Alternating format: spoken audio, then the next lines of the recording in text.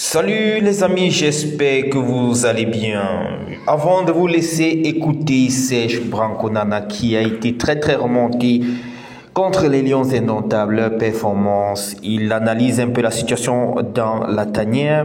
Je vais vous parler de la dernière séance d'entraînement d'hier, de la journée d'hier.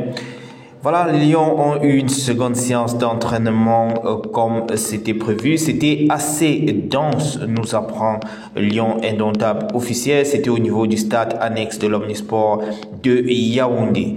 Voilà, près de 2 heures de temps durant, ils ont eu donc à faire des exercices, ils ont eu à faire des actions variées, des ateliers variés cadencés, basés donc sur l'élaboration de leur jeu, n'est-ce pas, en ce qui concerne les phases offensives par exemple.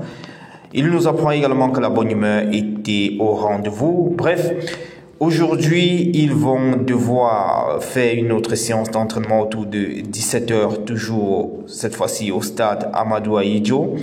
Et voilà, on va donc pouvoir avoir une idée comme ça après cette séance de ce que les Lions nous prévoient pour le 13 prochain. Je vais vous revenir dans le prochain tour de partage avec cette actualité qui parle de la position des Lions indomptables en ce qui concerne le meilleur deuxième. Les Lions indomptables sont à nouveau dans les 4 meilleurs deuxièmes qui pourront donc avoir la chance de discuter le barrage. Je vous reviens dans tous les cas dans le prochain tour de partage avec plus d'explications. Ce qui s'est passé, le point de règlement de la CAF qui a permis aux Lions indomptables de réintégrer ces 4 meilleurs deuxièmes-là. Je vous explique dans tous les cas dans le prochain. Retrouvons-nous. Bonne écoute. Ciao. Oui, salut à tous. Je suis Serge Branco, ancien Lion indomptable, champion olympique. Si je fais cette sortie, c'est parce que l'heure est grave. On est obligé d'intervenir. On est obligé de dire des choses que d'autres pensent anodines ou que certaines personnes pensent qu'on le dit pour amuser la galerie, mais ce n'est pas le cas. Les Lions indomptables aujourd'hui sont à la croisée des chemins. Ce n'est plus les Lions indomptables qu'on a connus, c'est devenu les Lions domptables. Parce que je m'explique déjà mal que le Cameroun, les Lions indomptables, se retrouvent dans un groupe, l'un des groupes les plus faibles de la qualification, des qualificatifs pour la Coupe du Monde. On s'est retrouvé dans un groupe où il y a Cap-Vert, Eswatini, Angola et autres.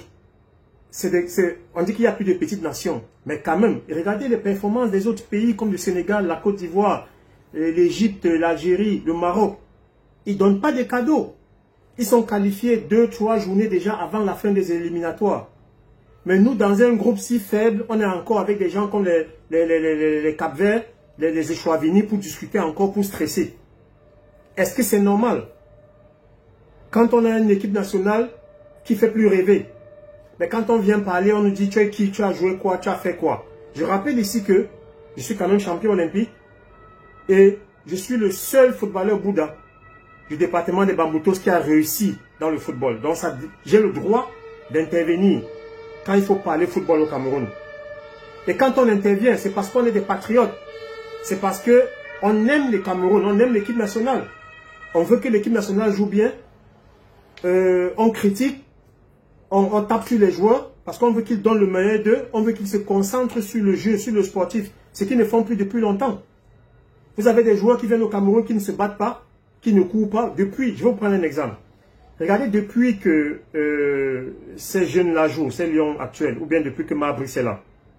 Donnez-moi un joueur des Lions qui a fait un match et qui est rentré blessé. Donnez-moi un joueur des Lions indomptables actuel qui s'est blessé au cours d'un match.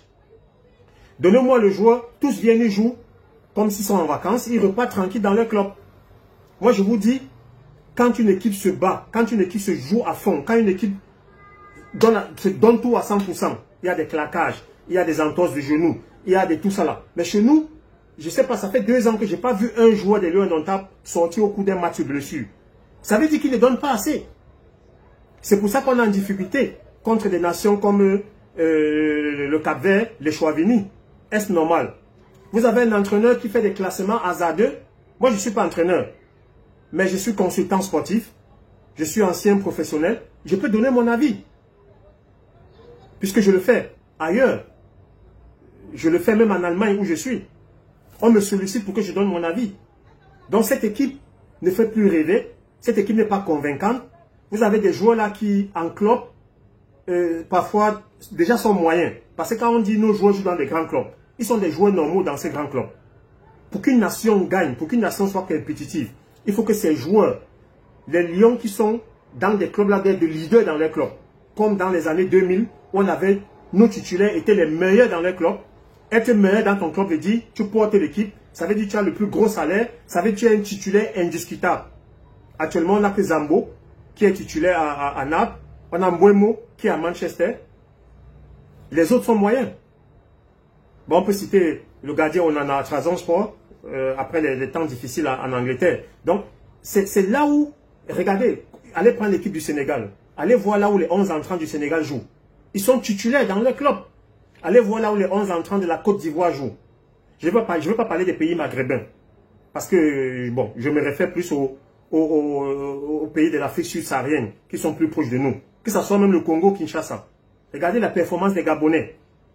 Ça veut dire qu'on est tombé tellement si bas que d'autres personnes s'en contemplent chez nous. Ah, pourquoi vous tirez sur les joueurs? Pourquoi vous tirez sur le coach? Ce coach, tactiquement, est limité. Dans la gestion des hommes, est limité. Quand il ne faut pas faire jouer Boubacar Vincent, c'est là où il le fait jouer. Quand tu as des jeunes qui veulent se battre, qui se battent. On a vu avec Naguida. On a vu avec... franchement, il faut faire confiance aux joueurs. Des joueurs qui étaient là il y a 10 ans, qui n'étaient pas d'abord titulaires. Des joueurs qui étaient là il y a 8 ans et qui n'apportent plus grand-chose. Faites confiance aux jeunes. J'espère qu'on va se qualifier. Que ce soit par les barrages ou pas, parce qu'on a besoin de se qualifier. La fédération a besoin de cet argent. Aller à une Coupe du Monde, c'est 7 à 10 millions de dollars qui entrent. On a besoin de ça pour le football camerounais. Et j'attends certaines personnes dire que Samuel Eto'o met les bâtons dans les roues de Marbury s'il ne veut pas qu'on se qualifie. Je peux vous rassurer qu'ici, Samuel Eto'o est le premier qui souhaite la qualification des Lions. Parce qu'il a besoin de ses rentrées, même s'il est milliardaire. Cet argent qui entre pour la Coupe du Monde, ce n'est pas l'argent de Samuel Eto'o, c'est l'argent du football camerounais. Donc chaque président des fédérations a ce rêve, doit tout faire pour que son équipe ait une compétition internationale, que ce soit la Coupe d'Afrique ou la Coupe du Monde. Donc, tous ceux qui racontent qu'il met les bâtons dans les roues, il ne veut pas que les Lions se qualifient, c'est archi faux.